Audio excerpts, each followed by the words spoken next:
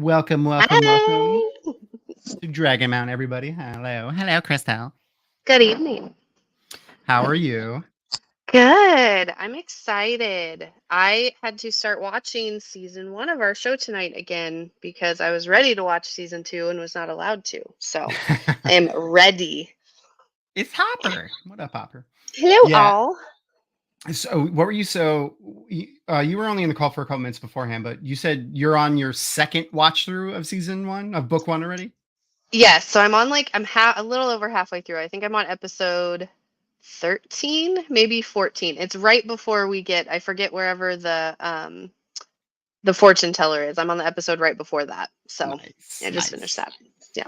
So now that you've gone through like the show yourself without, me trying to like explain it all to you and then getting copyrighted by YouTube and Oh my probably God, that was Twitch. awful. Yeah, that was fun. Um, what are your thoughts on season one, the show, stuff like that? Well, first and foremost, you did an amazing job of setting it up. Like as I'm watching it, I'm like, I yes, tried. no, I know that. I know that. So I felt really prepared. I absolutely love it. Um, Aang is not my favorite character. He's still too much like he's a little too boyish for me. I love Katara. Like she is my spirit animal right now. Actually, no, that is false. If you know me at all, it's the animals, and Momo is the love of my life. Yeah, He's Momo. He's right there. absolutely fantastic. He's my Um, favorite. I, and like I told you backstage, I never want to meet a platypus bear. I was watching that episode and it was dark and it was just me like on the couch and I honestly jumped. I was like, Jesus, that was terrifying. I love the music. Like I love the Oh, the score. score is so It's good. just phenomenal. Um, no, it's great. See, yeah, Aang is not that I don't like Aang, but he's just a little too boyish. Like when he was supposed to be learning and he was being very he was upset that he couldn't learn fire bending faster and was being kind of petulant. That annoyed me, but I love it. That was Oh, one of like when I was saving the clips for like you to watch in that thing, the firebending stuff was some of the most important ones. Like that one was like 4 or 5 minutes long. That clip that I from that whole episode is basically I condensed that entire episode down into like 4 minutes, and it was really just the scenes with Zhang Zhang. I feel that sparkle screen. I work with children, and half the time I don't like children either. And you have a couple of them. I do. I do. They're okay. They're They're fine. okay. Those ones are okay. Most Those ones most are of the time. those ones are fine. The 2.5-year-old is really he's awful right now. He's awful, but Oh, that's so great. Appa is Bella. I like that. ah, But then who would Momo be? I feel like Sokka is kind of Bella too, but I don't want to. Sokka's someone else who annoys me so far. Although Yeah, I keep reminding myself there's redemption down the road because you had mentioned that. yeah. No, very much so. I mean, he. Hmm. I mean, even in like episode 3 or 4, he when he finally goes to talk to the Kyoshi warriors again, and he apologizes. Like he almost. It wasn't. I feel like Sokka's character wasn't like one of those like toxic male characters that was toxic in the beginning, and then they realized that, oh, we should probably make him better. Like they always planned from the beginning for him to have a redemption arc. Like you could see that they kind of built that in. I think I was the most mad at both of them, him and Katara, when they were going to abandon Aang to go find their father. I was like, "What are you doing? This is your chosen family. No." I feel like Hopper. I feel like that's like you're biased on this one. I don't think you're allowed to vote for that. What up, Iris Bear? Hey. All right. So speaking of fun people in chat, we have someone who's gonna be joining us in a second here. He's a pretty cool dude. I again I saw his randomly in my YouTube feed his reaction videos for the Wheel of Time show, and I was like, I like this guy's brain. So I was like, I'm gonna message him and get him to come on the show, and that is what I did. And he joined us for like I think this is his like second or third one now. I've So done let's another one with him, so yay. Let's see who it is. Look, here comes an awesome guest. Hey! Woo! Such a loser. Me, it's me, not you, me. It's okay. I am also a loser. So quite all right. What up, Reverse? How's it going, guys? It's Good. going pretty good. It's going pretty good. I haven't gotten shut down for a copyright yet on YouTube, so that's always, Yay. that's always a good thing. How are Right. you doing this fine evening? Oh well, I've got my tea, so I'm doing better. Me too. I found my old glasses, so I see slightly less well at the moment, but less reflective as well because Mm. these have a much better anti-reflective coating on them, so I'm not like blinding you guys with with my Oh, lights, no, it looks pretty good. with my dead lights. Nah, it's that room is beautifully lit. The piano in the background's always Yes. What do you guys think of my totally real home that I purchased with all of my incredible, like, you know, all that YouTube money. all that YouTube money I get for my 3,000 subscribers. Well, we're gonna up those subscribers. Hopefully, I shared your Patreon in our chat, and Thank you. the links to your YouTube are there as well, and they're also in the description of the video on YouTube. Make sure to go Greatly drop appreciate it. Reverse BLT a follow. So you do mostly reaction videos to TV shows Yes. and things like that. Like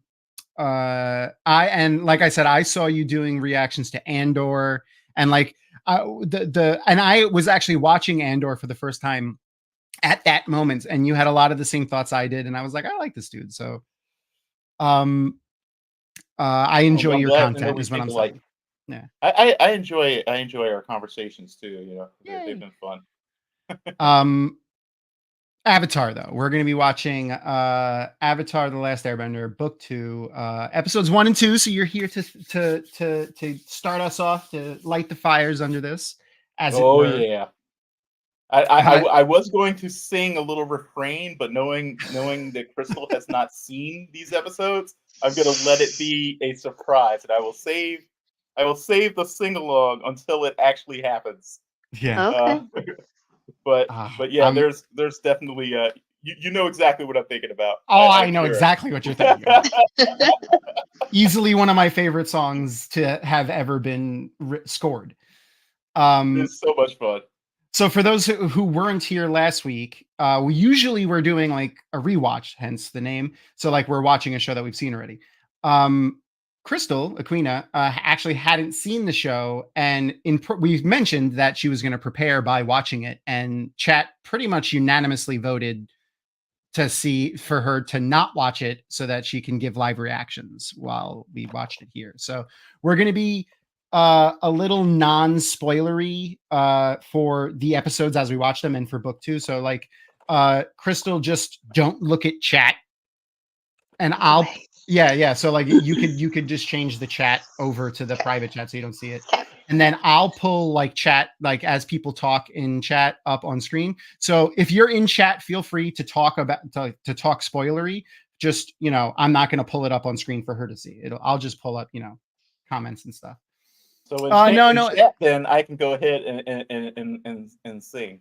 Oh yeah, you could be secretive in chat. You like that? You like that? I like that. I like that. No, Ebony, tonight she is busy with Avienda, her maiden of the spear, her daughter Avienda, and I'm sure work as well. So we will see her next week. And I also have, so Netflix has a countdown timer instead of a regular timer to show how long the episode's been on. So I have that countdown timer here, and I will have it on when we are playing the episode so you guys could follow along. I want to talk a little bit though. Avatar is in the news a lot right now because of the live action show that's coming out. And that is a bold-faced lie, sir. That is a bold-faced lie. Marisu.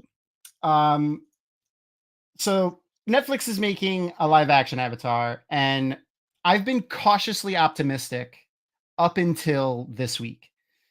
And this week has me a little worried. And it's because of this. Hold on. And I have a comparison picture of this character from the cartoon. No. Oh, This makeup is so bad. Wow.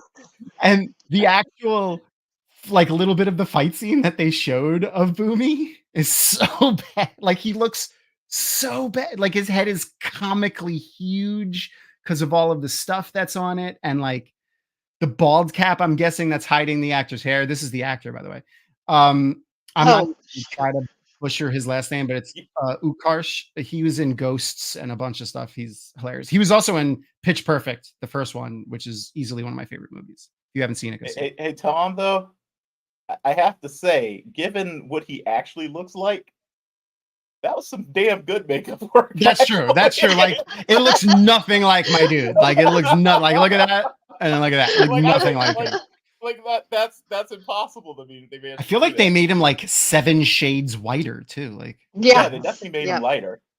When I saw the headdress, I knew that we were going to be remixing a little bit for how Omashu works. There's a couple of things that we've seen, and I'm trying to be a little cagey because obviously, let's see here.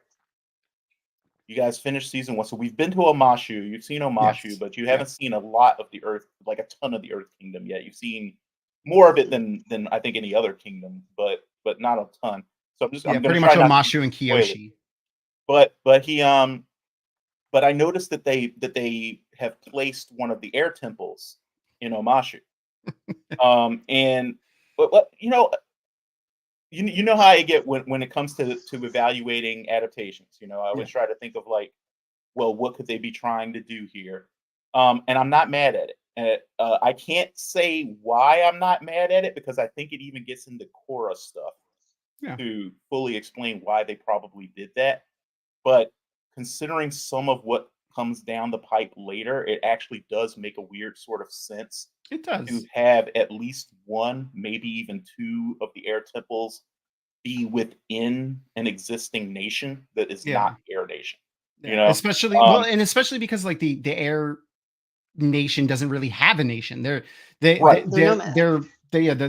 point of them are they're nomads and they're not bound to one spot. It's mostly I always felt the temples were more like a meeting place and a training ground, less than their home. Yeah, kind of like the Aes Sedai in the White Tower, where it's like the air nomads are kind of like the Blues, where they're always out doing stuff, and they circle back to the White Tower every now and then. Right, which is why so many kingdoms keep like satellite locations for them to have do their stuff. Yeah. So how many episodes are we think getting that might of be a smart this? idea. Is this like a 1-to-1? What is it supposed to like? How much have they released? For live action, it's 8 episodes. 8? Yeah, it's apparently this is the format for streaming is 8 episodes per show. Most platforms are doing it now. They've decided that's the sweet spot. Basically, it's we don't have the attention span. Yeah, we don't have the attention span for more than 8 episodes. It's bitter. It's bitter for me. It's bitter. All I'm saying. Bullshit. Unfortunately, so this is not a 1-to-1. No, it's definitely not going to be 1-to-1. What they appear to have decided is that 8 is the sweet spot for binging, and they are still reluctant to let go of the binging metric as the most important metric. So they're like they look at how many episodes does the average person watch all at once, and it apparently averages to around 8. So that's basically what they're all targeting. It's really annoying. I personally would like, especially since we're now going back to having fucking commercials on everything. Oh my god! TV. Just go back to the TV model and give us like at least 13 episodes and drop them once a week. When I binge, I don't want to watch it all at once. Like I want to binge and then have more to binge later. So give me 16 episodes. Give me if you say I can watch 8, then give me 16 so I can watch it. Honestly, again. I think most of us really prefer to binge in smaller chunks, like 3 episodes or so at a time. 3 or 4. And I'm just glad they didn't look at the metrics and go, oh, clearly people only want shows that last for 3 or 4 episodes. Because then we'd really be getting screwed. Yeah. So I'm actually curious. Because I'm not sure if this is like me being old or not, but like I actually prefer the weekly episodic releases. Like I like that over like if it's a show that's already out, like obviously I binge shows, I enjoy binging shows and Mhm. stuff like that. But like if it's a new show that's actively coming out and has a big community around it, and like, it's like forget about I do a streaming show and it's fun to talk about, and like, there's tension build up between weeks, like when we were doing the Wheel Time shows. But um just for my personal viewing, like I enjoy having the time to digest and take in the Yep. episode and talk to Yeah. my wife and talk to my friends and be like, oh, did you watch? Yep. Oh, what do you think? Like where if we binge it all in a day, in a week we're on something else and it's gone. Like I barely Yeah. remember shows that come out like that. Yeah, I think for I me, agree. it depends on how the show is written. There are definitely some ways to write a show that make it more bingeable, like where I want to watch it all at once, and where it consuming it that way uh, helps the story in a weird sort of way. So, but then there are other shows. I would say like the more of a kind of like a deep sort of introspective, layered story you're trying to tell, the less it benefits from binging. So, like, imagine something like The Expanse or Babylon 5 and trying to Babylon binge, 5. I haven't watched that in you know? forever. I can't wait for the reboot, even though that's another one I'm a little bit afraid of, but like, I want it at the same time. I'm actually hoping to get my act together enough that I can apply to be in the writer's room for that one. Because I have so many ideas That would be awesome. for a Babylon 5 reboot. And I'm being respectful and not pitching any of them at JMS, who is the loveliest person. And I yak at every now and then on Twitter, and sometimes he yaks back at me, but like, That's I awesome. know he hates it when someone gives him like freaking story Notes or ideas and whatever. Yeah. everything. But yeah, I do have some ideas. Like there's some things, for instance, that like they had to drop in the original that I'm really hoping will come back. Like the trans storyline that was supposed to happen with Delenn. That was like something Wow. they had to drop. Wow, you From like the original. I don't know. I don't know if anyone else's brain does this, but like when we so like my compartmentalization for information, I am at like my brain, I see like a little man like in a vast, messy library sliding down like shelves and like then pulling out like a file drawer. And then Babylon 5 comes out. And then as you were saying that, like Tran, all of the information for Babylon 5 popped back in my head when he opened up the little file. Like that's what happened. Like it was just like I don't remember. Oh, That's there your it is. activation word for Babylon 5 information. Yeah. But yeah, there was without getting too into serious spoilers, there was originally supposed to be a trans storyline there. Yeah. With that particular character. They were supposed to change gender. Okay. And it was something that, so if you watch the pilot, you'll hear there's some voice manipulation going on because originally the character was basically supposed to be coded male Okay. and was going to change. And they dropped it because there were some issues with the makeup long term and issues where they didn't really like how the voice technology sounded, and they were going to have to use that for at least a season. So they just decided, well, we'll just scale this back. And nowadays, I would just like love to see them take another crack at that. I personally would do it with twins. I think that's the better way to do it. Just Yeah. cast one twin for the first part of that arc and another one after. Full agree. Gnome and Garden, I totally agree with you. Mira Furlan was such an amazing Delenn. That's going to be one of the big problems with the reboot is just, at least for us old timers who Yeah. love that show, is just Well- accepting that it's going to be new people playing some of these Even- roles. Like you said, like when you were talking about like the change for like placing the air temple and maybe one of the earth nations and then like, changing this. Like I've always been a proponent of I don't care if you change stuff. And I used to vehemently argue with this guy at a game store who was like a comic book crazy person. Like, I love comic books too, and I'm not saying if you do, but like he was one of those people that's like if you Oh no, I was change just one laughing thing, at something Hopper wrote. He said, "I'm one of those infidels that never watched Babylon 5." yeah, you are an infidel. And we used to argue all the time. I'm like, it's not a big deal if they change this or that. Like, he got so bent out of shape when they made Marissa Tomei Aunt May in Spider-Man. Like, Aunt May's not supposed to be young. Blah, blah, blah, blah. I'm like, Aunt May. My thirsty ass was definitely not upset with that. Me either. Me either. I love Marissa Tomei. Nope. I mean, she will always be what's her face for My Cousin Vinny, but Oh my God, yeah. Here's a moment for me to be an infidel. I have never seen My Cousin Vinny. Oh my, get out. Get out. Stop it. I know of you Marissa have to watch Tomei it. from the movie. I know several lines from the movie. I know Easily- about the cutes and all that kind of stuff. But it's also, they show that movie in law school because of the accuracy of the courtroom decorum and depiction. I actually have heard that. Wow. I've heard that it's one of the most accurate Mhm. courtroom dramas ever. Well, Lawyers dramas love ever that made. movie because of that. But yeah, anyway, so not to get too far off the topic. So just but, brilliant. I love that movie. You invited me on as a guest star. You don't want to get off topic. No. It's a regular occurrence here for us. But like, I feel like we went for. I feel like Babylon 5, My Cousin Vinny. Like, My Cousin Vinny might be one too branched too I am far. a living wiki walk, dude.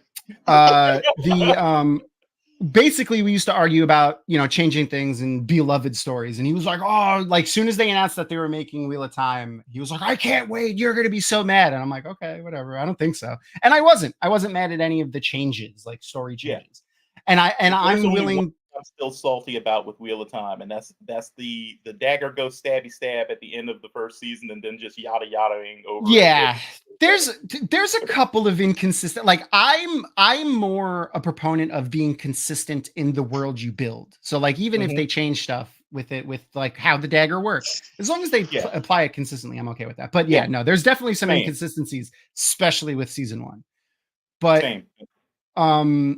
I've always, and I don't know if this is just me or not, but I've always been like, I want to see it play out. I want to let it play out, and then I'll judge it once I've seen it. Exactly. Yeah. Which is why I actually enjoyed the original not the original, but the prequel Star Wars movies when they came out at first. Like, I loved them when I saw them when I was younger. But anyway, one of the other things. Getting Darth Jar Jar was sad though. Yeah. What's up, Iris? You'll be fine. She said, hold on. How confused will I be if I've never seen it? So the one thing I loved about Avatar, because sometimes I was sitting and just dedicated watching it. Other times I was in and out, is it recaps everything for you at the start of every episode. So even if you weren't paying attention, you get the synopsis right there at the beginning. So it'll be great. Sorry, carry on. Me too. Yeah, they just miss some of the impact of some of the more epic stuff that they'll be covering, but that's about it. Yeah, I mean, it's like basically you just won't know the characters that much, but even in this first episode, they recap pretty much almost all of season 1 in the recap. Well, and we're going to watch the recaps for all the episodes. We're not going to skip anything. I'm going to let them play through so that the timer you guys could follow along with the timer one for one. And I also just love the opening theme a lot. It's so Oh yeah, that's one of the best. Did you I was kind of weirded out by the fact that I seem to have been the only person who reacted to the teaser trailer who noticed that the opening notes in the teaser trailer were the notes that played during the bending demonstration at the opening of each Avatar episode. Notes like the music? Yeah, the dun. I did not. The first teaser does a slow, drawn out version of those notes to punctuate each scene change. Shit, I would play the teaser if I wasn't afraid of getting copywritten again. Yeah, that was awful. Yeah, it was pretty cool. They did some really stuff with the music with both of those trailers. I'll put the trailer for that trailer if you want to send a link to me at some point. I'll put it in the description of this video later. So people could watch it later. The only other thing I want to mention before we get too far away from it is, and I mainly want to mention it, I want to announce it essentially now so that I light a fire under my ass so that I actually do the stuff that I want to do and stop putting it off. So, we're the Dragonmount Patreon has been a little lackluster for a while, and that's just because we haven't been putting a lot of stuff into it. We've been changing over our CEO and we've been trying to actually build a content creation side with streaming and gaming and all kinds of stuff. So we're starting up the Dragon Mount Patreon again, and we're going to be doing a lot of fun stuff with it. So, first of all, we have the Dragon Mount Discord link in the YouTube for that, which is also getting a little bit of an overhaul. There'll be channels for the rewatches, and there'll be channels for some of the other stuff that we're going to be doing, which I'll mention in a second. And there'll be channels for Patreon. So one of the things we're going to do is Eqwina, Crystal, and I, or she's on this side. Sorry, I don't know my left and my right. Are going to be doing a Wheel of Time book club. So we're going to be we're going to be reading the Wheel of Time. It's not a first time reader show. We're actually going to be reading the books backwards. What? So we're going to start with A Memory of Light, and then we're going to go backwards through the series. And we have a whole bunch of talking points and things that we want to pick out. And the fun thing for the Patreon is that if you're a member of Patreon, these are going to be pre-recorded episodes. You'll be able to join a Discord channel and listen to us as we record the episodes and chat with us as we record the episodes. So that's one thing. Another one is I've been gaming a lot on our Twitch, and I love survival games like Minecraft and Valheim. And I've always wanted to host servers to have people join and play with us. So one of the other thing is the lowest possible supporter on Patreon. You don't have to. Doesn't matter the tier. If you are a Patreon supporter, you will get access to all of this. We're going to be hosting Dragon Mount video game servers. So we'll have at start right now. We're going to have a Minecraft server, Pal World, which I'm playing a lot of right now. It's a lot of fun. And I'm going to work on a game called Enshrouded, a server for that. And I'm going to put links to all of those games into chat right now, or into our YouTube description. They should pop up in a second. If they don't, you could refresh the page. I'm also going to be hosting like events in there, like, in Minecraft, I'm going to place stuff around, like a maze or whatever. Whoever gets through wins a prize, and we'll give prizes out. We do giveaways on this channel a lot, usually Wheel of Time oriented stuff, because we have a lot of that sitting around.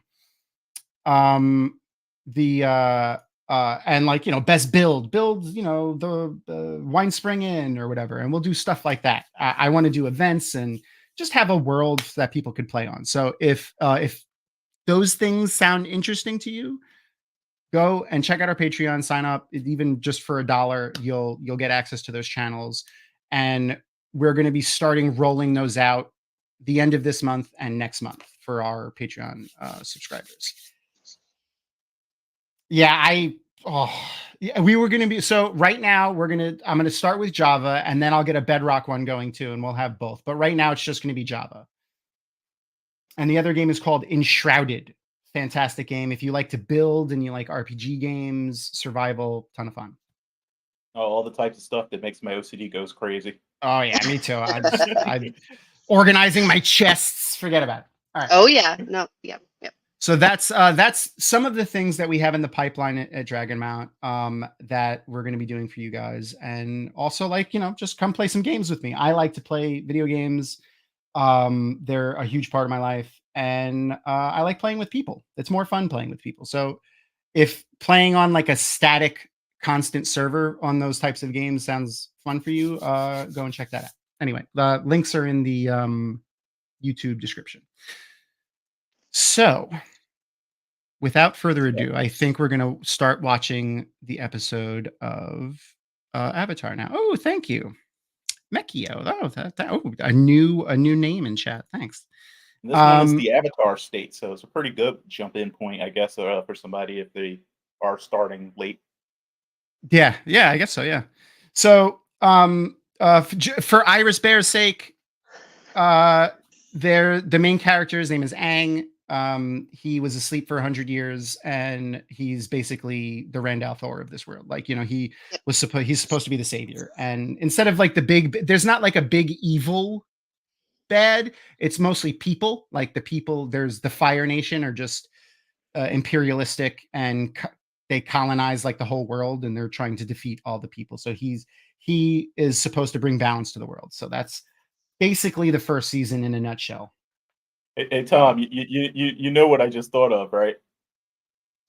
when you said there's not like a big overarching evil bad. What's up? Well, I can't say anything because we've got Oh, we got right. Yeah. and we got Iris who but, Yeah. But you know what I'm thinking about. Yes. Yeah, kind of like Rape, except they didn't steal everyone's. Yeah.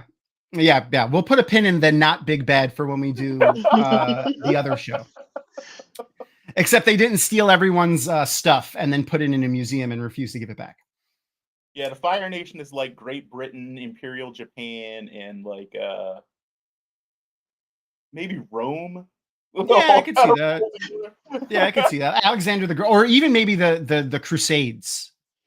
Yeah, there's definitely instead of spreading Christianity, they're spreading the love of the Fire Nation. Yep, their prosperity, the greatest empire in history. All right, I'm gonna press play, so you guys should be able to follow along from the timer on the bottom right. If the timer goes out, it'll come in and out a little bit, but it should be up there. And the timer is the timer directly from Netflix, so you'll be able to line them up. I don't have to stop and pause and line them up or anything like that.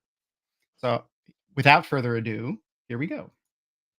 The Avatar State is the first episode, and I fully suggest watching with subtitles. Now you know who at least 2 of the people are, or 3 of the people, because that's obviously Aang, maybe, that are in the beginning there. It's the waterbender from the end of season 1 that trained Katara, Princess Azula, and then Aang. You haven't met that earthbender that was there yet, though. He's coming soon.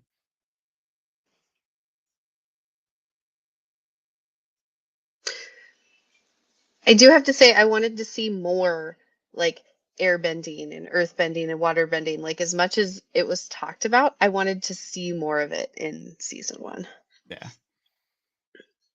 Hey, Arosa. Now we're watching 2 episodes at a time, essentially. A couple of weeks we're gonna watch 1 episode. Some of the episodes are longer than others, so we're gonna be mostly watching 2 episodes a week. The announcements were for something else, but I'll remind everybody again at the end of the show. Don't worry. Iris Bear, the Uncle Iroh is easily one of the best characters in television, especially for one of the episodes that's in this season. No joke, Uncle Iroh is my role model. Me too. Yeah, you should see the timer popping up on the bottom right of my screen. Let me know if anyone. Hopper said he couldn't see it. The only timer that Okay. appears to be popping up is the one that's actually directly in Netflix. Were you supposed to have another one? It should be on my screen, like on the bottom right of my little screen, right? Like right. Oh, okay. Yeah, I see it. Okay.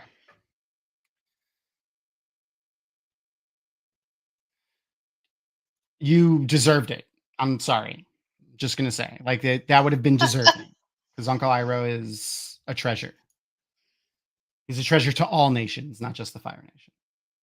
Yeah, the only bad thing you can say about Iroh is that he likes tea too much, or that he's a war criminal. But well, yeah, neither here nor there. And a bit of a lech. A little bit. Okay, so question about last season. Shoot. It's if they were like, if he's in the spirit realm, and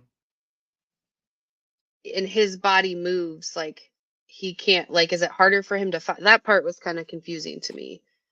So it was a little inconsistent in season 1, where if they move his body, he can't find it. To then, like, he pretty much just found it. But there was also a lot at play at the end of season 1 when his spirit shot over to his body. The moon and ocean spirits were there. So, like, I don't know, maybe they had something to do with it. I don't know. Technically, he's not supposed to be able to find his body if it moves when he's meditating. That's what I thought. Yeah.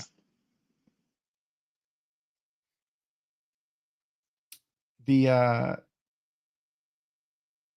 one thing that you're gonna have to so, like, yes, the animals are fantastic. Some of them are scary. Yes. Aang is a little bit of a menace to animals in this show. Like, it's out of love. He's the Elmira of the... Yeah. Oh my God, Elmira. It's actually a really good way of looking at it.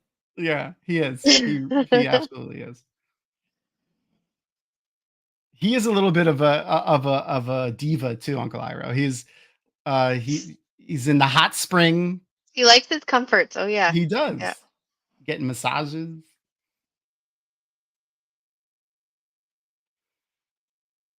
I also don't understand the blue spirit thing with Zuko. With so Zuko Mhm. didn't want Admiral Zhao to capture the Avatar. He wanted to capture the Avatar, so he went to free Aang, but he had Is to there any disguise himself.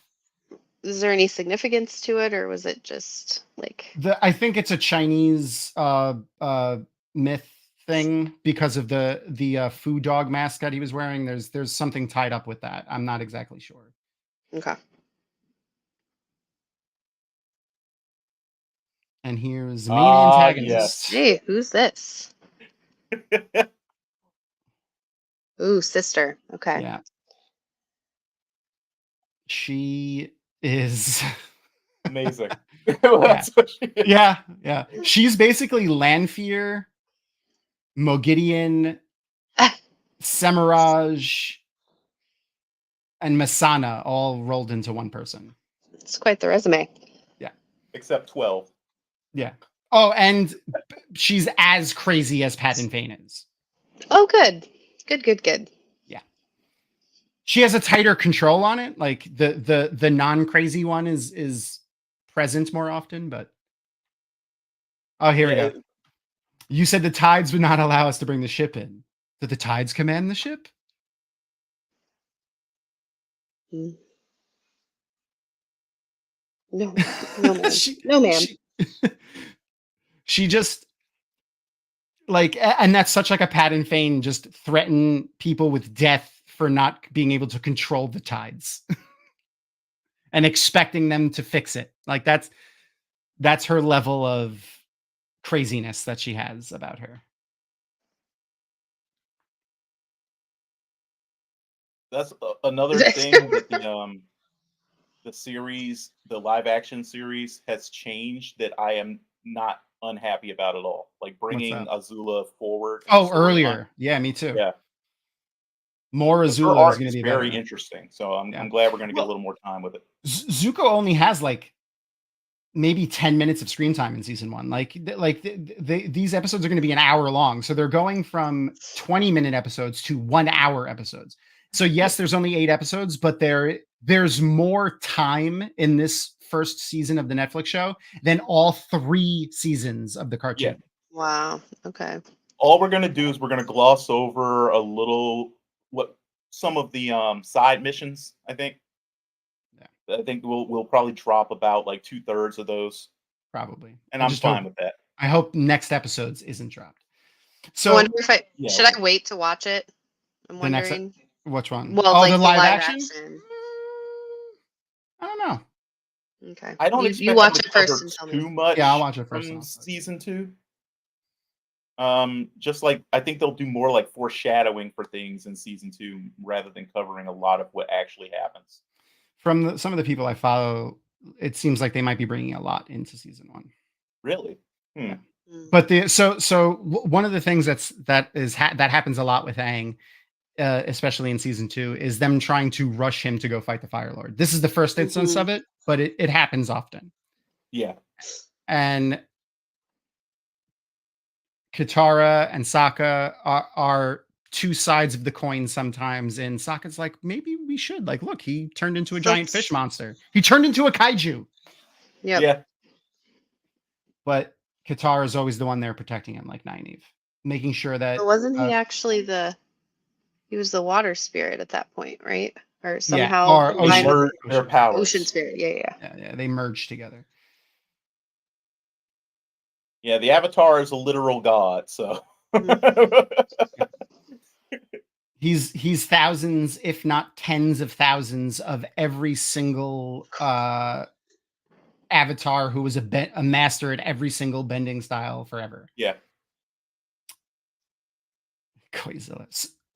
Well, and there's something that I like to clarify for people, just because I noticed that a lot of newbies get confused by it. The Avatar is not a bunch of different people. It's memories of the single person that has lived all these different lifetimes. I've noticed a But he lot has of tens of statistics about that. thousands, maybe, of memories in his head Yeah. of mastering the art, the bending arts, tens of thousands of times. That's crazy. He's like Rand with better compartmentalization. We kind of glossed over it there, but Crystal, did you notice what Azula just did on the boat? No, I was talking. Sorry about that. Okay, no problem. And because we can now, I could rewind it and go back, but I'm not going to. I should have paused it at that point because it's important. But she shot lightning. Mm. So this is the first time we've seen anyone do something other than like, well, I mean, I guess the waterbenders do often turn water into ice and things like that, but firebenders, or at least Azula, can produce lightning with her bending powers. It's our first time seeing like a proper extension of a bending element. Yeah. They start getting into like season 2 builds the rules of the actual system of the magic system that's in here. And here they gave him caffeine to try to boost. Yeah. That's what every 12-year-old needs, is a whole lot of caffeine. Yeah. He's a lot more playful than, Rand. He's a little bit happier guy than Rand is. Yeah. I appreciate that. I feel like it's Rand at 12, you know what I mean? Yeah. Like, I feel like Aang at 17 is probably going to be emo as well. Everyone depends on me. I always have to balance things. And to be fair, we do get our emo Aang moments. We do. This is one of my favorite Goofy moments. Mud.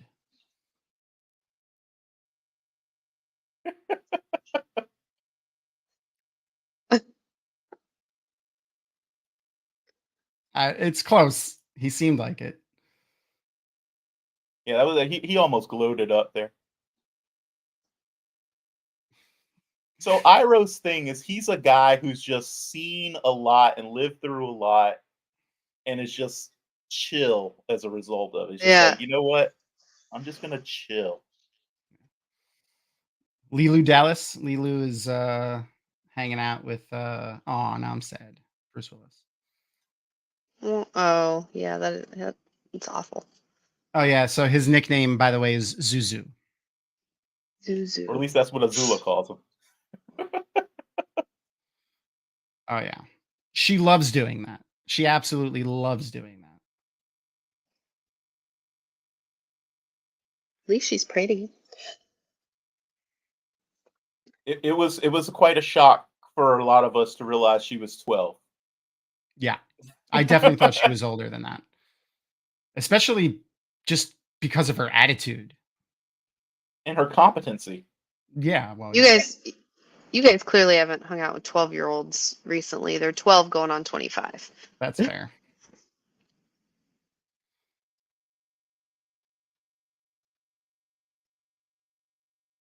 Do we learn more about why their dad is such an ass? Like, or is he just, that's who he is as a human? We do explore Iroh and Zuko and the Fire Lord, Ozai. Even more. Okay. Yeah, more, yeah. They do a very good job of just sprinkling in the details over the course, and it brings me back to the image that we shared. They do all of this in 3 seasons of 20-minute episodes. Like, I love it. No, given how many 20-something going on 12. Yeah, no, true. I will say the shorthand version is legacy. Like, yeah, for pretty much all the Fire Nation characters, legacy is basically what's driving everything.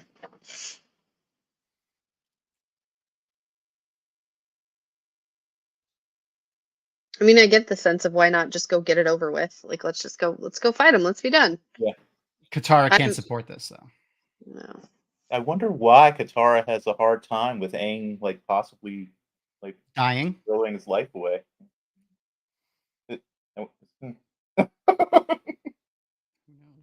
That tea.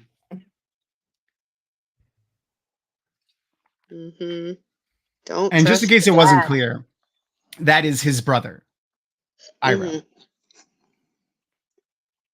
It's not like, he that wasn't Zuko's mom's brother. That's Ozai and Iroh are brothers.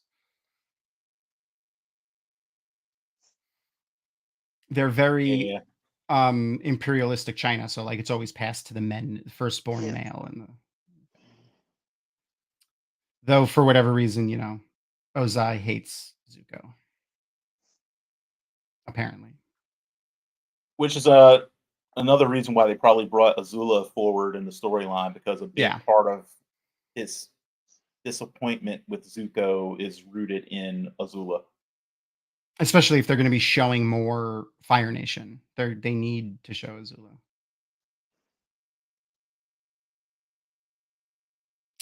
I also think they capture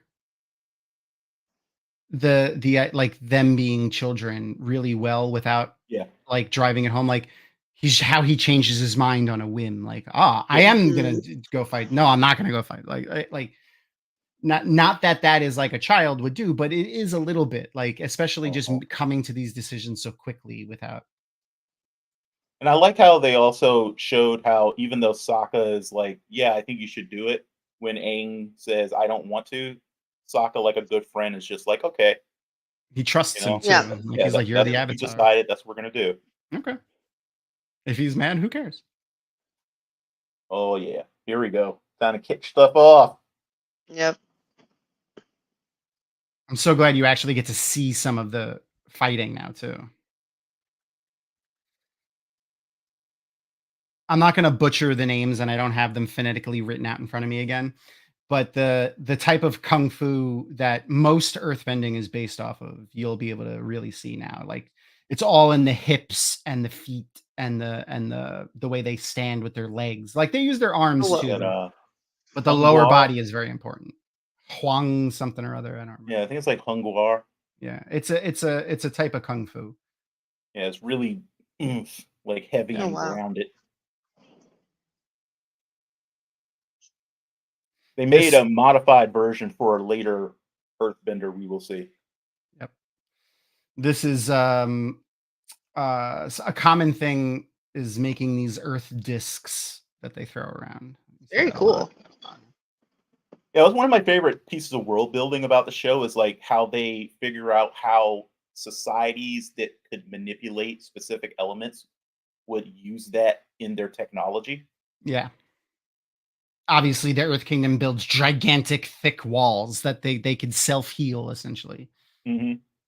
And use their earth bending to move people and products around, and the Fire Nation, which has fire, is pretty much the Steam only place you ever see engines with and metal coal and steam engines and things Yeah, like they that. could forge things easily when you have literal walking furnaces around.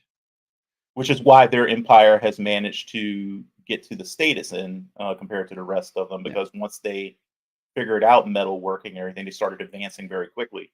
And imagine being able to eliminate an entire industry of having to like log things, like cut down trees and stuff. Like, not that they wouldn't need firewood and coal.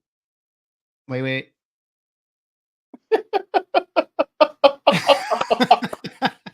I love that moment. It's just like, you dingus. Yep. And then Iroh kicking ass. See, Iroh's Bear, by the way, this is why Iroh's amazing. He's full of fun facts. He's cute and he says great things. He's also a badass, and he will make you cry, like I will be crying. Yeah. On episode like 15, I think. Yeah. Just to let everybody know. I just thinking about that makes me want to cry. Yeah. Me too. If someone even starts like humming Leaves on the Vine, I'm just gonna stop it. Why'd you have to say way to summon an entire generation of people? Part of me gains sustenance from other people's tears. I can't help it. That's fair. I know. I understand the feeling. No. Yep. So, Crystal, you have that to look forward to. And see, like, how awesome was that? Like, he neutralized her waterbending by throwing dust into the water. Yeah, that's the other cool thing is like how every group of They benders balance. figures out how to fight other groups of benders. Like one of Aang's greatest strengths right now is that since airbenders have been gone for a century, no one knows how to fight airbenders. No one knows how Yep. to fight an airbender. Yeah. No one can anticipate the things that he's going to do. Oh my god, quicksand.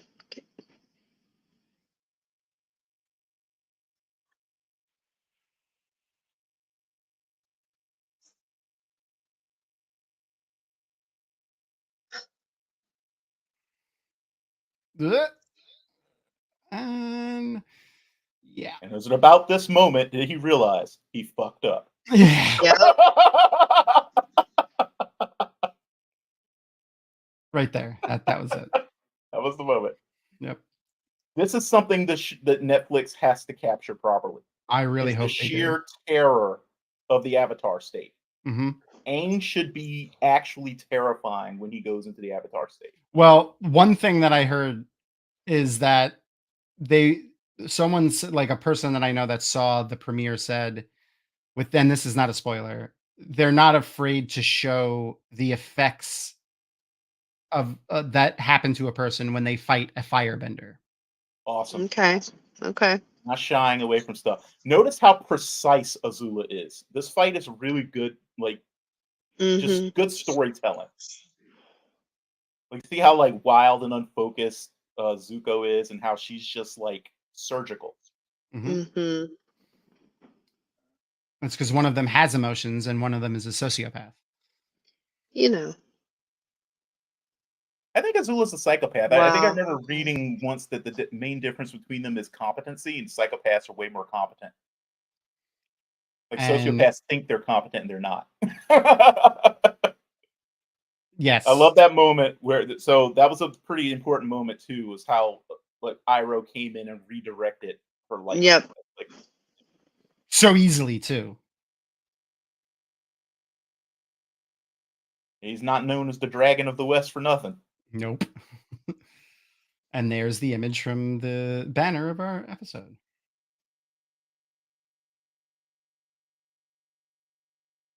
Yeah, I mean the Avatar literally could take out entire countries if Yeah. if it really wanted to. Yep. All right, here we go. This is important. So just to remind everybody, Avatar Roku, the Avatar just before Aang.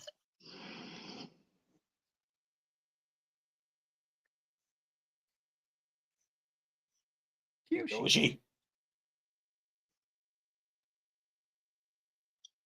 I don't remember his name. I don't think he ever has a name. He does, but I don't think it's ever given in the show. I want to say it's Kuruk.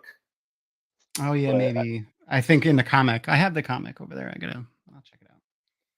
Yeah, I think like all the avatars we ever see are actually given names. Just we only get 3 of them, I think, in the show. So balanced. Yep. I mean, he's most vulnerable. Well, when he's most powerful. Yep. If he dies in the Avatar state, that's it. Yep.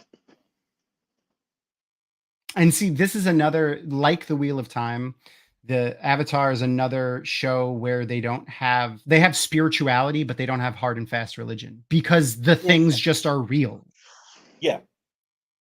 And so like, there's, I don't know, it's like there's actual stories instead of like, it's real. It's real. Like they don't have to take anything on faith. They could see the things right in front of them.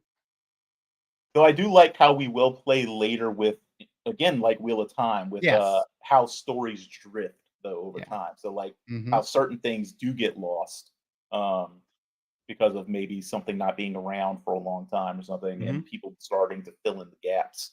And people just manipulating it like Aang does in season 1 with oh yeah, that was one of my favorite little bits. I'm actually hoping that they do that storyline, but that they roll it together with the storyline we're about to get to. Yeah. Oh, and why is he? He has to hide. Yeah. And he knows that his father was going to arrest him. So. Yeah, very symbolic, them cutting off their top knots. Yeah, so like this is definitely symbolism tied to Chinese imperialistic culture. Like having the top knot was important, and also Japanese like samurai would have all had like a knot like that, hair like that. They grew and wouldn't cut. Hmm. It was very important. It was a symbol of status and things like that.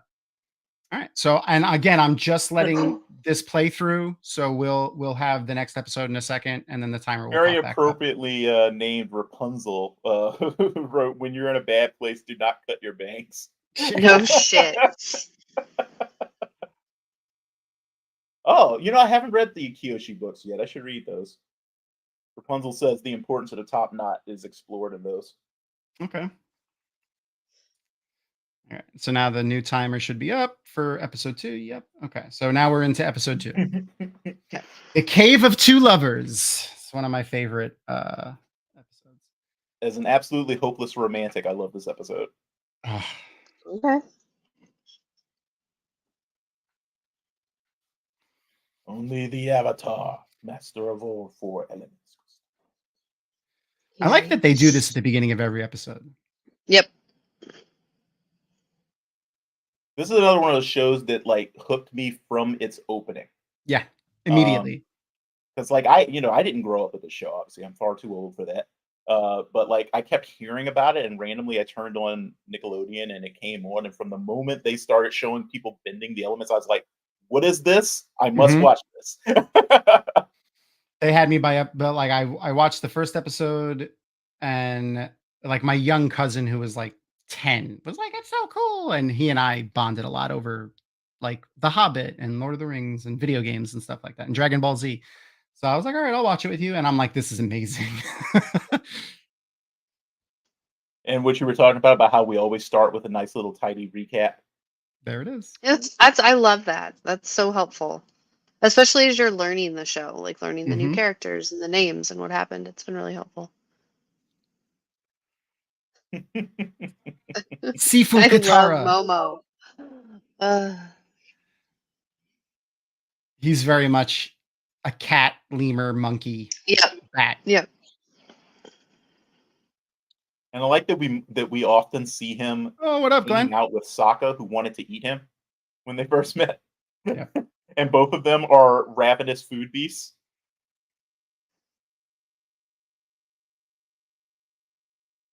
Oop. I love when he does the tentacles. I also love how they subtly show us how quickly both of them are advancing. Yeah. How quickly they've learned. Yeah. Because Katara's no slouch either. I mean, he has the advantage of being the Avatar, right? But like, well, and what's his name? The northern tribe waterbending master called her a master. Oh, here we go. Yep. Our Romani traveling people. It's the Tinkers. These are the Tinkers.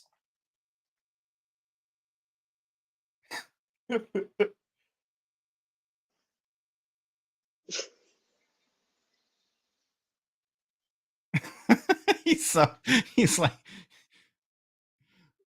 they like accidentally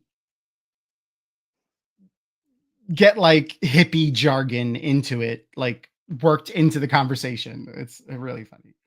And there's also like this sort of subtle John Lennon, Yoko Ono thing they've got going on with the leaders. Oh, Ira. Yeah. See you later, Glenn. What happened here. Thanks for stopping by.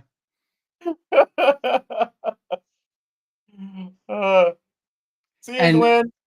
We also get to see the passage of time here, like Zuko's hair. Their hair's grown back in, yeah. Mm-hmm.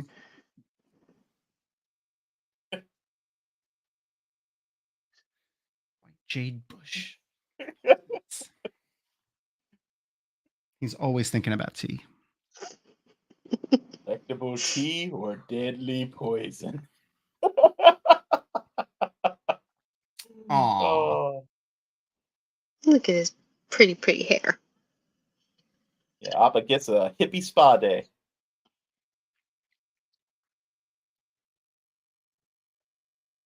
It's the traveling people. They're the Tinkers. Yeah, they really are. And they're even wearing garish colors. Yeah, they're even wearing bright colors. Like I'm convinced This is like the pre-post time of Yeah. the Tuatha on.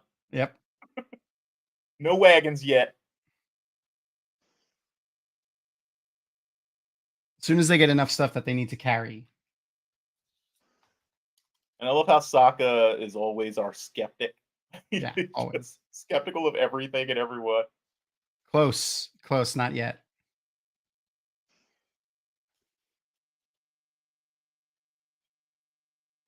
It's actually toward the end of the episode. The face palming. I love how these guys are blatantly. It's a real legend. Fake. That's my favorite. That's one of my favorite lines in this. Is it real or a legend? Oh, it's a real legend. And from one another, who's the war divides their people. Oh my God, they did find the song. Yes. This is the song. Here we go. Yes, everyone get ready.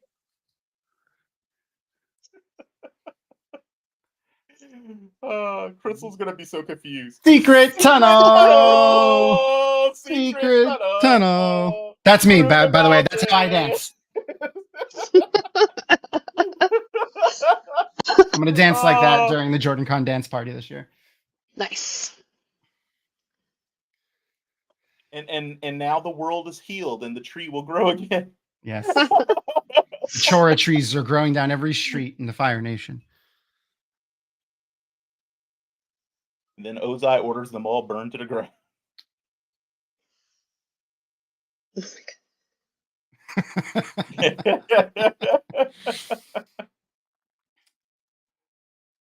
So, Suko.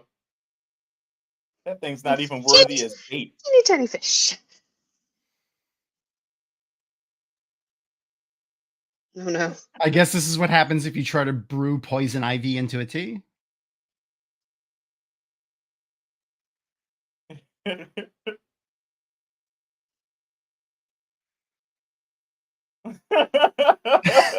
So he knows just enough to be dangerous to himself. That's Yep. the problem. That's the most dangerous one. Like the person that that knows just enough but they don't know what they don't know. Right. I think it was who was it? Nerdy from Nerdy Nightly. Yeah. I think had issues with like what he considered lapses in Iroh's judgment based around tea. And I was like, that's a consistent character flaw of Iroh. It is. It really is. Like, if there's one thing he's going to make stupid decisions based around, it's tea. Because he loves it so much. Here's a man who loves his tea but is not proficient with herbalism. That's what it is. He's proficient with his alchemist tools because he could brew the tea. He can't pick the leaves from the ground. Oh my God, Iroh would absolutely trade something to the truth to get ultimate knowledge of tea. Oh yeah, absolutely. Oh yeah, and die. And I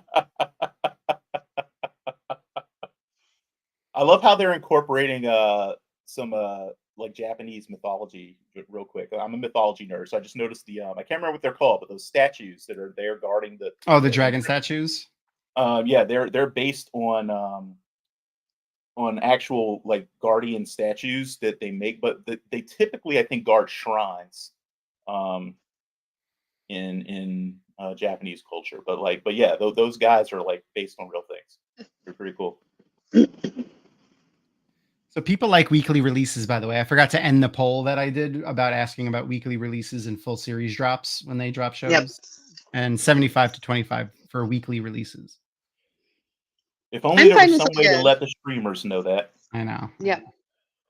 Like a 2-episode drop and then go to weekly or something. Like, Yeah. I'm fine with that. But yeah, I love having something to look Bait forward the to. hook and then reel them in. That's why I like Monday nights. I have something to look forward to. Yay! I often think a lot of it also comes from investor culture. That's true. You know how like they tend to want to measure profit and loss in these little chunks so they can drive more investment. And I think they do this. Yeah, I know these guys are so goofy.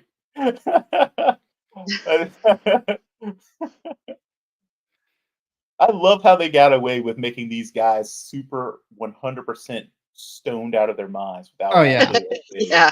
Oh, yeah. Because there's no other explanation This- for their behavior. The subtext is there. And now we're in Korea, Yep. basically. Fucking Oh Ira. my god. Oh, this is good too.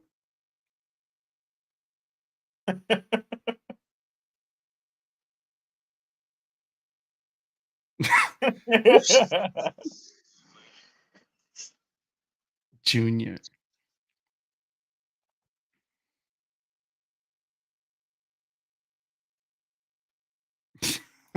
Yeah, that's what it was. They brewed it from a certain frog. Oh, cool, Rapunzel. Rapunzel was saying that that the wiki translates all the text that we Oh, see, and that the sign at entrance of the cave says "Lover's Cave." that's cool. Also, I learned the text. I don't have. You can't really see it from here. There's the avatar map is behind me over there, but there's characters around on the map as well, and it says when four become one. Oh wow. Ooh.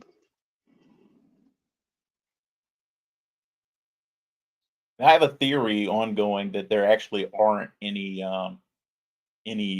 individual elements. That is sort of like a The mental thing. yeah. That it's more like a mental thing Okay. Huh. or a spiritual thing, perhaps, because they're kind of one and the same Yeah. though in the Avatar universe. Yeah. The spirit world and Tel'aran'rhiod are very much alike, especially the way they function. You know, there's a lot of similarities between this and Wheel of Time. There The are. more I think of it. We talked do about have that last Tel'aran'rhiod in this, basically. Yeah.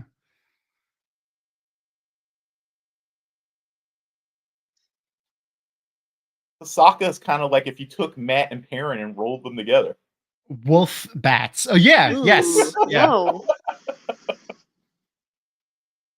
Those bats are not cute. I think most bats are cute. I love bats. Yeah, bats These are bats are adorable. not That cute. is not a cute bat. No, They didn't go with a fruit bat for the basis Oh of this no. guy. no.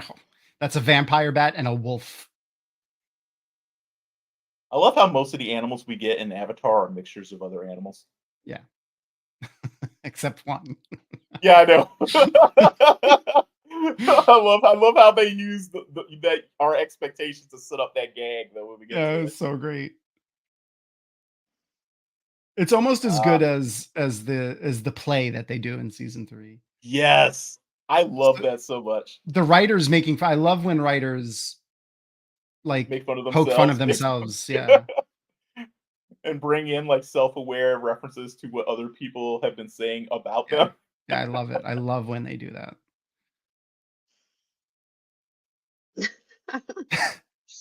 No. Oh, poor Sokka. Sokka. His own worst enemy.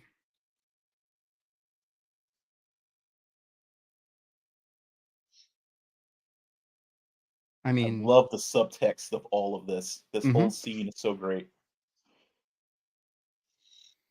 Zuko has one of the best storylines in this show. Like, it's just fantastic. Oh wow. And she's showing him like her Ah. lower leg though, already at third base. Jeez. Please get you down. Don't let the falling rocks turn your smile into a frown. Oh Look my at goodness. Sokka's face. Down, Sokka. Sokka. Oh God. These guys are so delightfully stupid. I love them. Yeah. Those remind me of the two sphinxes from Neverending Story that are facing each other that they have to like answer questions or whatever. I forgot. So true story. One of the scenes that scared me the most in my childhood. That one? It's like the sphinxes. The sphinxes. Yeah, it's passing terrifying. through the sphinxes scared me so bad as a Yeah, kid. me too. 100% thought that was the true lore of sphinxes in like Egyptian culture for a long time when I was like a kid. Not too far off. Kind of. They usually don't have a pair of them, Yeah. but they definitely love like riddles and eating people, which is kind of like judging your spirit and then shooting laser beams at you. Yeah. I love this. Yeah. I love how they switch the art styles whenever they go into like the past lore. Mm-hmm.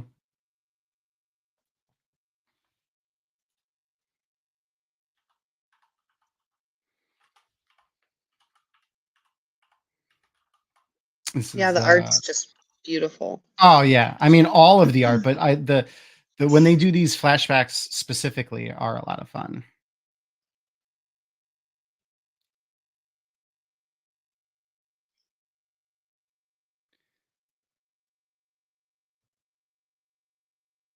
The oh, they didn't say it yet. Hold on. And this is kind of like the queen of Manetheren. Oh, yeah, it is. It is the Queen of Manetheren, and they're the mountain home. Oh my god. Oh my. Yep. Yep. Oh my All of god. this This is just a Wheel of Time. This is just Wheel of Time. That's all this is. This is literally the story of Manetheren. Wow. So the one's name was city was Oma, a the other one monument was to just their Shu. love. That's why they built the city. Oma and Shu. And doesn't Oma mean like woman or mother or something in like That's Oma and Opa's grandma and grandpa in Dutch. Can't remember. It's also Italian and Greek and Latin. Opa is at least. I think it's Korean too. Is it? They're very similar But sounds. I don't think grandma. I think it's lower. I think it's ma in Korean. But yeah, I'm pretty sure. And in Japanese, it's oba. I think so similar. Yeah. And Abba and Baba in a few of the Afrikaans languages. Mm-hmm. It's funny how you can kind of like figure out which of our words are the oldest. By the way, Omashu in Japanese means demon seed. Oh, that's fun. According to Google Translate. I like that. I like when we get like a random one that's like so very different. And yeah, Rapunzel, you're absolutely right. I think a lot of those root words are It did. super simple. It broke me. This is Manetheren. Hey, count on the dragon of this age to tell you what stuff is what. Yeah. Oh, and then the two boys are gonna give each other girl advice too, and it's gonna be very wrong. Very wrong. Remember Sokka telling Aang, you just got to be as aloof as possible. Yeah, maximum aloofness. Oh, that's the fortune teller episode too. Yep. Maximum aloofness. I remember when I was watching that episode the first time, he said that. I was like, no! I was like, Aang, do not listen to it.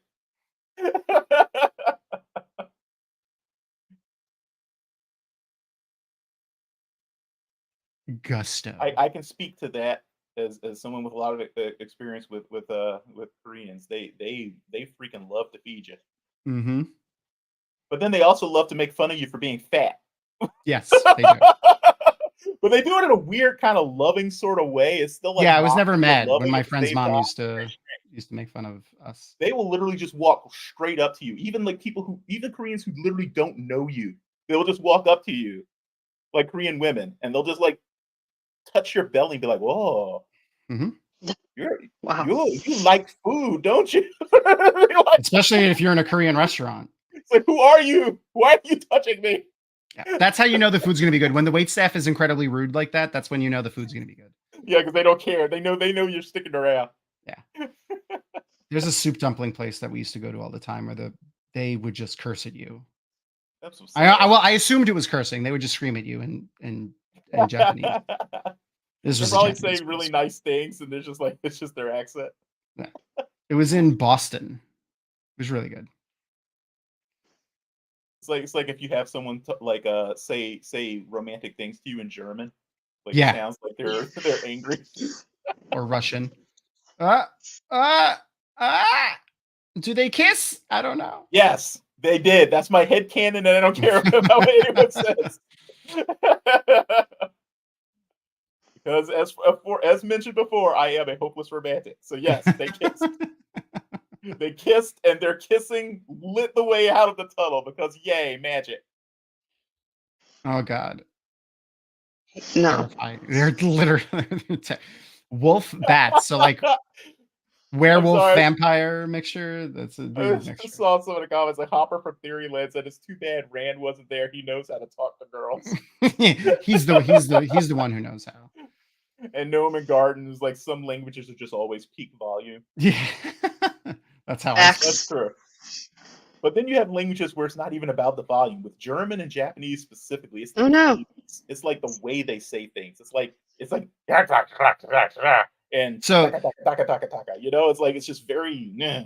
like, So we have the lemur monkeys that can airbend, Appa that can airbend, and now gigantic badger moles that can earthbend. No. earthbend. Oh, so Crystal, I'm just gonna mention this ahead of time, just so you don't get like stuck on this one later, because I think this is another one of those things that people get stuck on when they go through this show. Just because you hear about the past that people think something happened a certain way does not always mean it happened exactly as they say. We've read the Wheel of Time. We Yeah, know. I'm just mentioning that now because a lot of people get super hung up on some of the lore that we get in this episode that then they think gets really contradicted later, even though it's not as contradicted as they think it is. It's just more like Okay. a matter of sort of like the progression of events that's really different. But yeah, I can't say more than that without actually directly spoiling things. So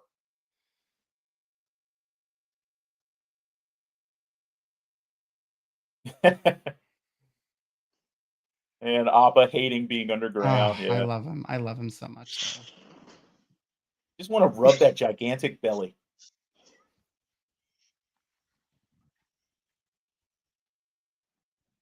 No. There we go.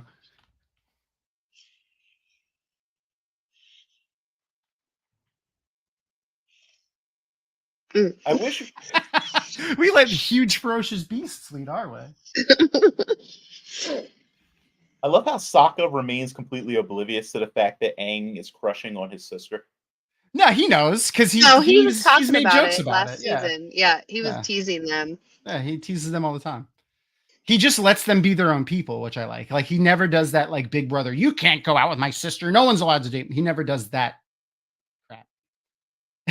See, I actually thought that I thought that he hadn't realized it because of the whole thing with the fortune teller. And how he was like, oh yeah, the other girl, you know? Nah, he makes fun of them a bunch in season 1 about it. Mm-hmm. I do remember him telling like Katara stuff like, "Oh, we got to go save your boyfriend," and things like Yeah. that. But I thought it was just ribbing. Sokka.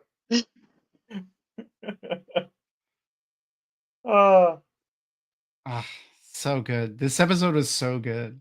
Look at that blush. They Oh definitely yeah, kissed. they kissed. They definitely Totally Yes, kissed. they kissed. They kissed, and it was good. It was good. The girl's not going to blush like that if it was a bad kiss.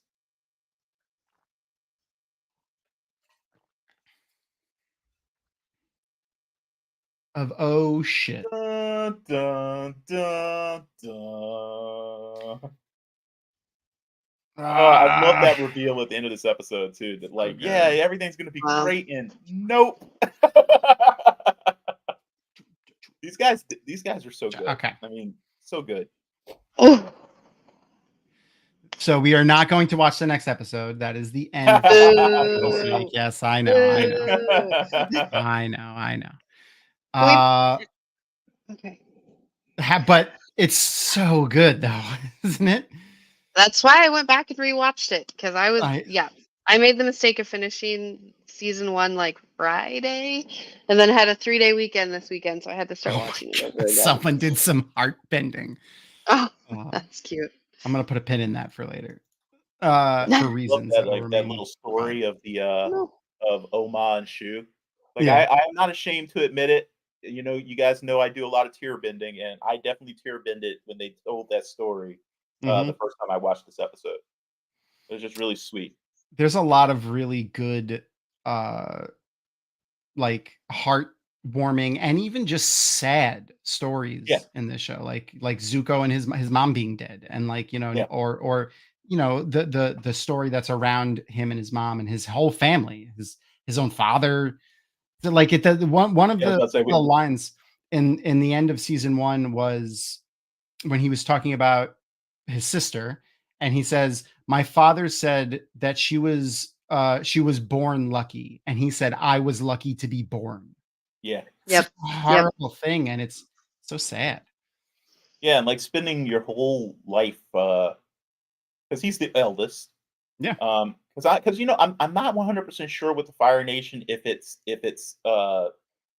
has to be patrilineal, I but it think it technically is. is primogeniture. I know that much. It's definitely primogeniture. Yeah, I'm And pretty sure it's Zuko is passed to the the oldest. firstborn son. Um, but I definitely think, just growing up knowing that your father has looked at you most of your life and thought, why couldn't it have been the other one? Yeah. You Yep. know? Because like I'm trying to remember, like so we haven't we haven't seen any of the flashbacks yet to their childhood. But yeah, No. when they get into some of that stuff, like they did such a really brilliant like building of those characters. Yeah. And again, Soon, one reason when we I'm so meet glad they're bringing Zula in early. yeah, when we meet Tylee and Mai, that's when they go back into it. Yeah. Tylee is That's one the of the best next characters. couple of episodes, right? I have yes, I have read the comic books. I actually have all their like the graphic novel versions, like they're all bound together on my shelf over there next to my Wheel of Time comic books. Rapunzel, I'm a big old poor, so I haven't actually had the chance to get the comic books to read them, but I know the storylines for like the I search and things like that. I got them as a gift for Christmas, I think, Oh, a you couple got some years good ago. friends, man. I do. I do. Actually, I think no, my wife got them for me. That's who got them. Oh, even Aw. well, that's your Hey, best Aaron. friend, right? So yeah. Yeah, it's true. It's true. All of the comic books that I own actually right now were gifts on Christmas. I own like other than the Wheel of Time comic books, which I got like when they released back in like 90 or 2000, whatever it was, when Dabble Brothers and Red Eagle were doing them. Other one I have is the Ninja Turtle Ronin comic, Oh wow. the Oh, last Ninja Turtle one that just came out, where it's like all the other turtles are dead. It's a really an amazing comic. It's also like what? incredibly Leonardo's sad. last one? I'm not going to spoil it for anybody. Oh, okay. Because the turtle in the front of the comic is wearing a black bandana, and he has all of the colored ones in his belt Mm. and like tied Was around his stuff. was it Eastman and Laird again? Did they write that one or? I don't know. It's freaking amazing, and I it remember the made me original love comic series was very dark. it's very dark, very dark. The Avatar comic books and that Ronin comic got me back into comic books again. Like I Nice. read all, I just drank them all down. I really love them a lot. But before I want you to let us know what you're doing next, I just want to reiterate to everybody again, for those who weren't here before. I think Arosa was joined late and she was like, "What were the announcements?" We are going to be doing some new fun stuff on the Dragamount Patreon. Things like you get to listen into our recordings on over Discord. Like we'll join a Discord channel while we do recordings for like our pre-recorded stuff, and it'll be kind of off the cuff. We'll make an announcement. Hey, if any for any of our Patreons, we're going to be in our Discord. If when we schedule the time to do it, we'll let you guys know when it is, because it's really just going to be when can we fit it into our daily schedules to do the pre-recordings, and then and you could chat with us while we record. I'm also going to be hosting several video game servers like Minecraft and Enshrouded, Pal World, things like that for our Patreons if they want to join and play with me. And also another thing that I didn't mention before, something that I want to start doing is I'm going to DM one-shot campaigns like Dungeons and Dragons.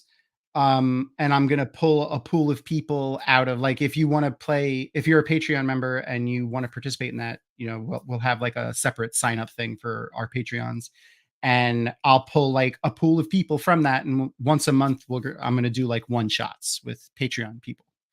So that's going to be another thing that we'll do.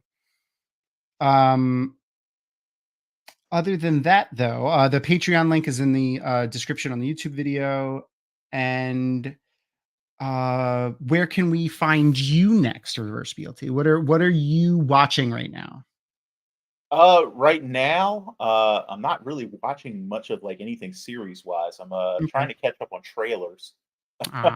There's been a lot. Well, yeah, there have been, which is funny because I was like, oh, I'm gonna get caught up on trailers because they're nice and short, so it'll be pretty quick and easy to get reactions out to them. And then I go and look and like, oh, there's billions of them. Okay.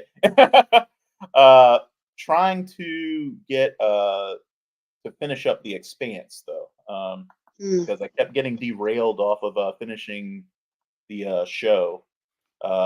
So I'm done with season 4. About to start season 5. I've read those books, except for the finale. So basically, I know all the plot points that the show covers. But of course, they change a lot of things about like how exactly they get to from point A to point B, which is a lot of fun. You want to talk about a masterclass in adaptation? The Expanse is a masterclass in adaptation. I loved the show. Well, the first 3. I haven't watched all of the seasons yet, but the first 3 seasons were great. I really hope that they at some point get to finish out the storyline, because I know where they ended up with the show, and it's like if I were someone who hadn't read the books, I think I'd probably be feeling majorly blue-balled. because I know what part of the story they were about to get into, and I'm like, oh my god, that's like the most sci-fi of sci-fi right now. I spoiled myself on it. I did it on I did it on purpose though. Like I just wanted to know what happened, and a friend of mine who loves The Expanse and read the books told me. Well, I kept telling people I was waiting to hear one word. Like once we got to, you know, the ring, I was waiting to hear the word Laconia. And obviously, you know, where I'm at right now with my watch through, we haven't actually gotten to Laconia yet.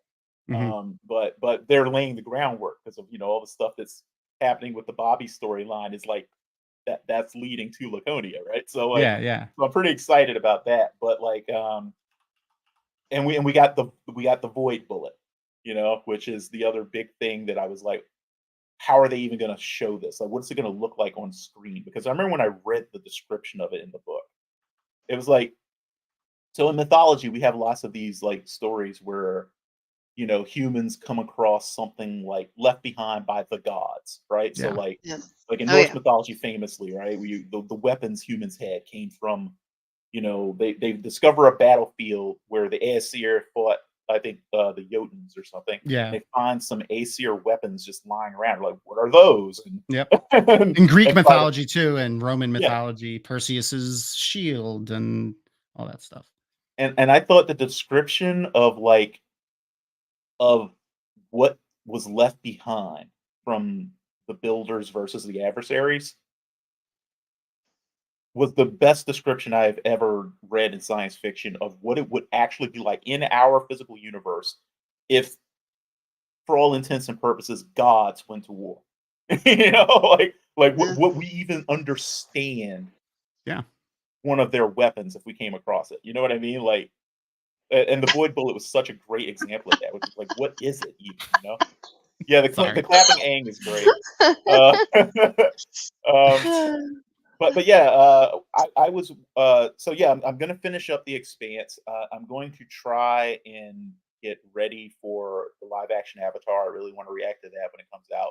I'm gonna watch it when it comes out. The question, of course, is how fast will I be able to edit anything? That's like been an issue lately. Yeah. I hate editing videos. Body problem is also the other. Oh yeah, that looks really good. Like I know a tiny little bit about it. And I just love the setup. Like, are you guys familiar with the Fermi paradox?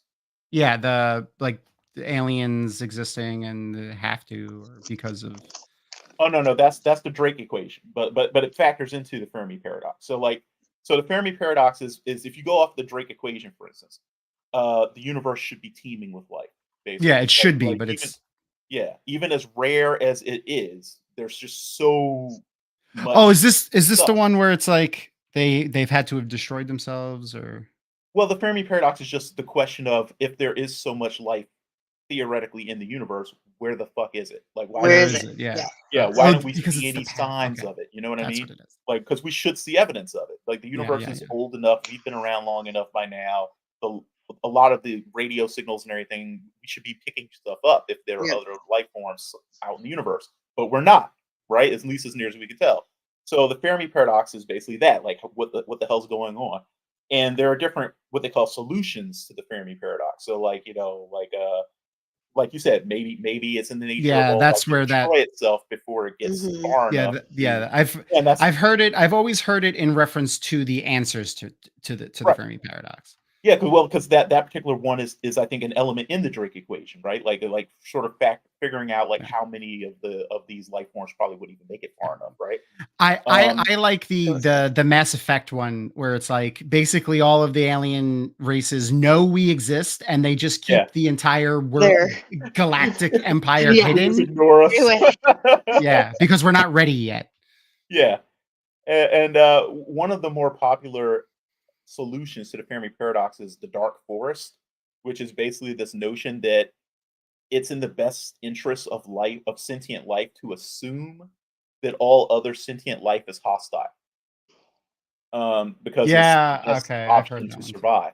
And Yeah. if you assume that all other sentient life is hostile, then the last thing you want is to draw the attention of Of other sentient life. Except Like we've Yeah. been broadcasting radio Yeah. signals out into Sending it out. space Right, since the moment we discovered how to right. broadcast radio signals.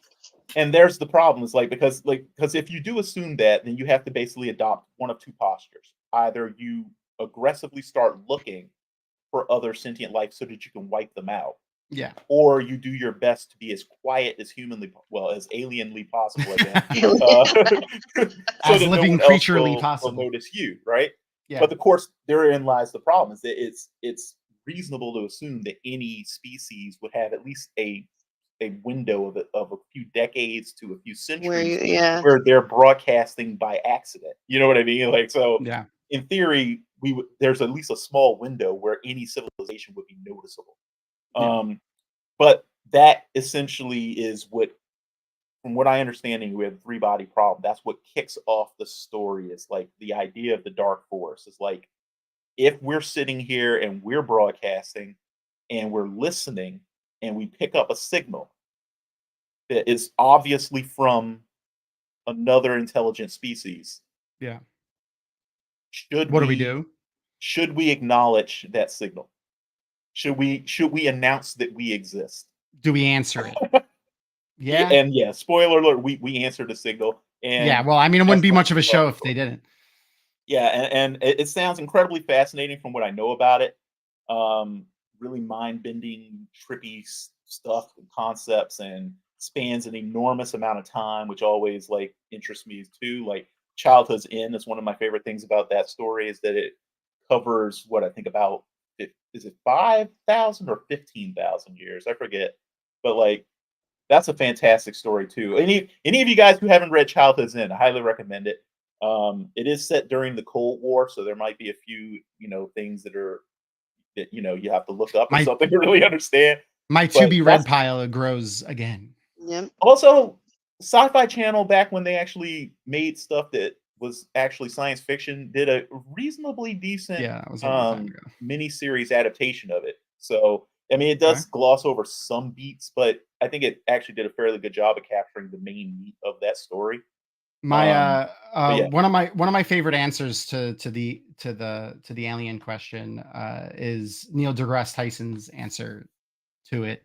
I remembered it specifically because I actually went and saw him live recently. He does this oh thing. cool, Oh. If you ever see that he's going to do a like a lecture or something in your town or city or somewhere where you can go and see him. It's fantastic. And the tickets usually aren't bad. Like I remember front row seat, like I didn't sit front row, but like front row seats were like $90. Like it wasn't like front row No. center was like $90. Like it wasn't like it was like $7,000 or something. But like he does this thing where he goes to a venue and he gives them like a list of like, here are the things that I'll talk about. And it'll be things like an astrophysicist reads the newspaper, or an astrophysicist goes to the movies, an astrophysicist watches TV, and he'll talk about things that have come out in the last couple of years, movies, TV shows, articles, and just debunk them or whatever. Or he does another one called What's New in Science, and he'll just talk about all of the new things that have come out in science over the past couple of years, mostly stuff to do with astrophysics and cosmology and stuff like that. But he often talks about the alien stuff, and it's like, why would they ever come here? Like if you have a civilization that's advanced enough to travel the star system without like dying mid travel and having to have third and fourth generations be alive to reach their destination, why would they want to come and observe us? Like they would observe us like we observe ants, because that's what we would be to them. Yeah. And then the other one was, people argue about token. Why do we observe ants? Yeah. Well, just to, but we don't have any, we don't yearn to communicate with them. It's just more like, all right. There's curiosity to us. Yeah.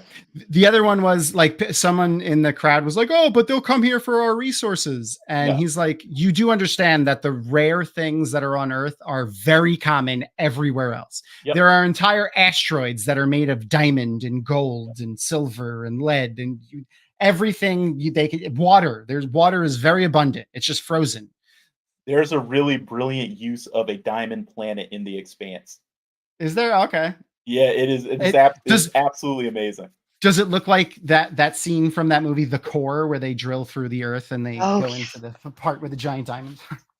It's a bad core reference. I can't even tell you what it looks like because it's a massive spoiler. Trust me, you want right. But it is amazing, and it's another one of those scenes like the Void Bullet where I just stopped and was like, that's just, these guys are so brilliant. Like I would never have even thought of this. I love when writers do that. Brandon does that to me a lot. Brandon Sanderson does that to me a lot. I still haven't read any of his work. You really should. That's pretty great. I'm going to eventually anyway, because I am reading through Wheel of Time, so I'm going to get to this stuff at some point. But let me know when you get to Memory of Light. Really good. When I get to what? To the last book, the final book. Oh yeah. Well, everybody keeps asking me to let them know when I get to Dumais Wells. Oh yeah, that's also a very big scene. Very big scene. I've heard that it features some incredibly creative uses of the one power in horrifying ways. Yes. Accurate. I was thinking though, Crystal, so what did you think of the 2 episodes we watched today? Oh my gosh, they were fabulous. I was trying to sit here in my head and figure out how long I'm going to have to wait until I finish book 2, because it's feeling like a long time. It's going to be a little while, probably, I guess. It's going to be a while. I'm going to try to be honest and not watch ahead. Not watch ahead. I had confessed I had watched the first 5 minutes. You guys are doing 2 episodes a week, right? Yeah. Yep. Yeah. So if we follow our cadence, we're going to finish so the final 2 episodes are combined into one on Netflix, The Guru and The Crossroads of Destiny, May 6th. Oh my God. So I don't know. Oh wow. Okay. Yeah. So we're going to be taking a break for the week after the week of Jordan Con, because we're going to be, Crystal and I are both going to be at Jordan Con. And I'm probably not even coming home until 2 hours before we would start that stream. So April 22nd, we will not have a show. Well, we will not have a Avatar show. We might pop on depending on what time we get home and just recap Jordan Con or whatever. Yeah, that'd be fun. Hopefully we don't have con crud by then. No, I've gotten everything between September and now, so I can't possibly get anything else. No, one thing I love about this show is a lot of times, I will give a new show that I watch. Okay, I'm going to give it, depends on the format of the show, but I'm going to give it 3 seasons, or I'm going to give it 5 episodes to see if I like it. I was invested in these characters really early. I think earlier than I am possibly with other shows, whether invested because I like them or because they annoy the shit out of me. I Little of both I, with these guys, which is I great. still really, really love it. No, also my son, who is currently 2.5 years old, is the Lord of Chaos, and that is the Wheel of Time book. He won't leave on my fucking shelf. He pulls it off the bookshelf constantly, and I was like, that is highly appropriate because he is my tiny little Lord of Chaos. That's If he fantastic. starts using flows of air to do that, then you need to worry. That's when you need to worry. So speaking of next week, though, next week we're gonna have these guys. yes, so we're gonna be meeting my some of God. my favorite characters, the Swamp People. Oh, these guys.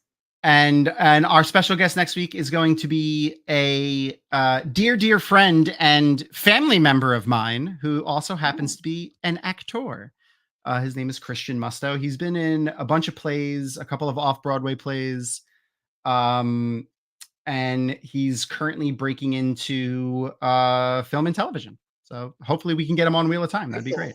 And if nothing else, nepotism is strong. I'm from New York, so like, come on.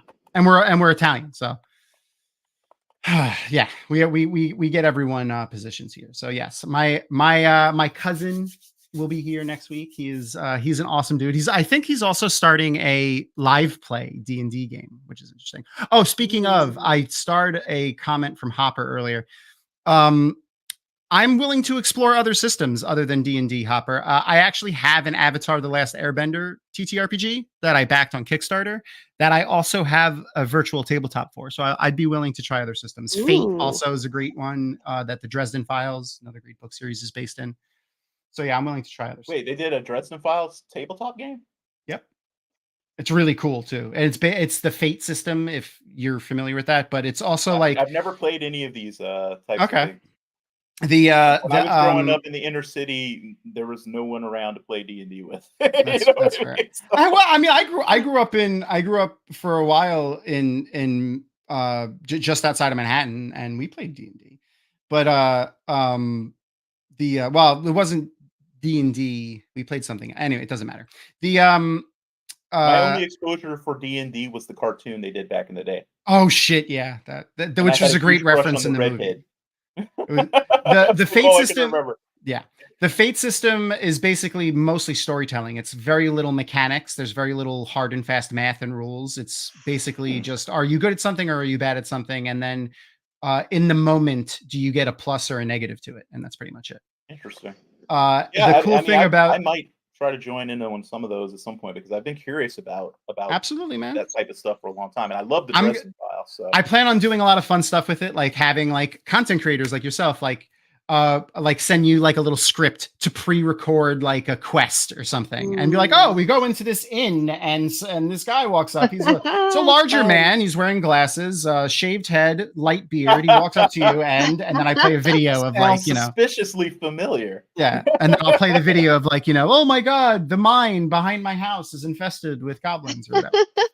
I think Hopper from Theoryland just committed sacrilege, though. He said he played Dresden as a white vampire. Oh my god.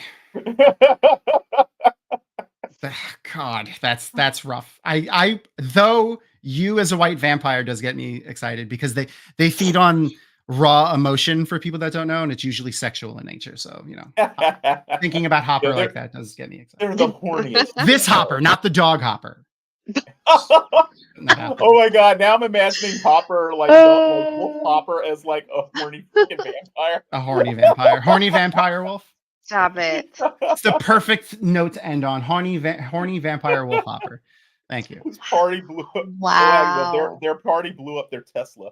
Oh, God. Well, yeah. I mean, I'm assuming your Dresden was still a wizard, so you don't want a wizard around a Tesla. No.